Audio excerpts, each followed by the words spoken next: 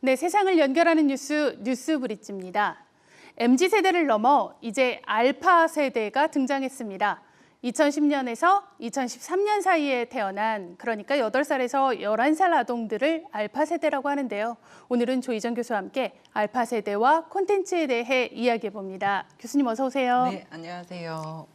며칠 전에 정보통신정책연구원에서 알파 세대에 속하는 어린이 10명 가운데 7명이 온라인 콘텐츠를 이용한 경험이 있다라고 발표를 했습니다. 네. 그렇죠. 요즘 아이들 스마트폰 참 많이 사용합니다. 네, 정말 옆에서 지켜보면 너무나 모든 분들이 다 체감하실 텐데요.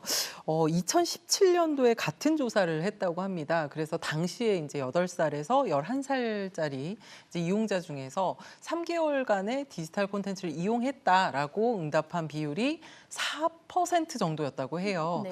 근데 이제 이게 4년 만에 어떻게 보면 100명 중에 4명 정도가 사용을 했는데 이제는 69%. 네. 그러니까 69명까지 상승했다는 것은 정말로 괄목할 만한 그런 일인 것 같습니다.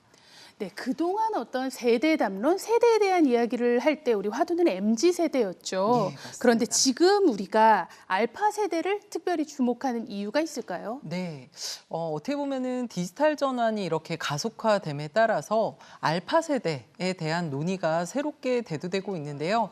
이제 미래 세대의 어떤 소비 패턴이라든지 그들이 향유하는 문화가 어떤 트렌드를 이제 만들어낼 것인가 이런 것들은 이제 너무 큰 관심사이기도 하지만 이 알파 세대 같은 경우에는 태어나자마자 바로 이 고도화된 디지털 기술을 접하고 체화했다는 점에서 기존의 MZ 세대 같은 경우에는 아날로그적인 그런 감성을 조금이라도 그렇죠. 이제 네. 경험한 세대인데 어떻게 보면은 이 알파 세대와는 좀 구분해가지고 상세하게 좀 조명해 볼 필요가 있는 것 같습니다. 그야말로 약간 신인류 네. 같은 느낌이 아닐까 싶어요. 네, 그래서인지 알파 세대가 온라인상에서 디지털 콘텐츠를 경험한 비율이 68.6%인데 네. 이게 Z세대에 비해서 매우 높게 나타났다고 하니까 알파 세대의 콘텐츠 이용 트렌드, 여기에도 네네. 뭔가 새로운 게 있는지 좀 궁금합니다. 네, 먼저 이 디지털 콘텐츠가 뭐냐라는 것에 대한 어떤 정의를 조금 내릴 필요가 있을 것 같은데요. 교육 동영상이라든지 아니면 온라인 뉴스라든지 잡지라든지 아니면 웹툰, 웹소설을 포함한 어떤 이북이라든지 아니면 음악, 게임 이런 것들을 이제 통칭합니다. 이 가운데 분석 결과 이 알파 세대의 어떤 온라인 디지털 콘텐츠 종류별 이용 경험률 중에서 가장 많은 콘텐츠가 뭐였을 것 같으세요? 글쎄 알파 세대를 네. 키우는 엄마 입장에서 보면 게임 아닐까요? 네, 맞습니다. 이 게임 비율이 58.3%였다고 해요. 네. 그러니까 가장 높았고요. 이어서 교육 동영상 서비스가 46% 정도, 그리고 음악이 한 33%, 그리고 온라인 뉴스, 잡지, 이북 이런 순으로 이제 내려갔다고 합니다.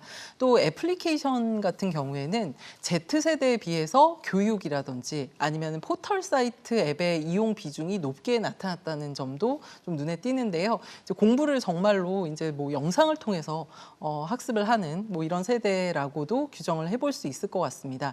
또 쇼핑 앱의 이용률도 조금 높았는데요. 새롭게 등장한 이제 지점이기도 합니다.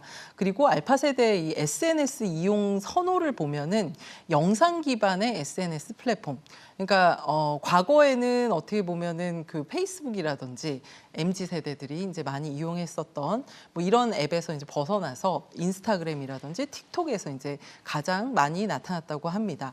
그래서 가장 많이 이용하는 SNS가 뭐냐라고 했을 때 Z 세대는 카카오 스토리라든지 페이스북 이렇게 많이 이용한 반면에 알파 세대는 인스타그램을 가장 많이 이용하는 것으로 나타났다고 합니다.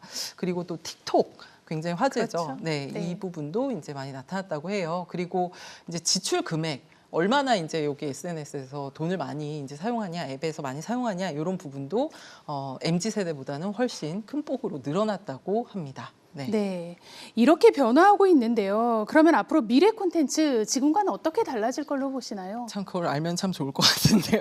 어떻게 보면은 저는 이제 지금 기성세대로서는 경계를 넘는 어떤 상상력 그리고 알파 세대와의 이런 끊임없는 소통에서 그 답을 좀 찾아봐야 될 것 같습니다. 실제로 알파 세대의 어떤 확장 이런 활동 영역이 메타버스로 이제 대표되는 그렇죠. 이런 가상 세계까지도 확장될 그런 가능성이 높은데요. 사실 메타버스의 실용성에 대해서는 의문을 제기하는 그런 시각도 존재를 하지만 태어나면서부터 이렇게 가상 세계를 일찍이 경험한 알파 세대가 이제 소비의 주축이 된다면 전혀 다른 우리의 상상을 뛰어넘는 어떤 비즈니스가 일어날 가능성이 클 것 같습니다.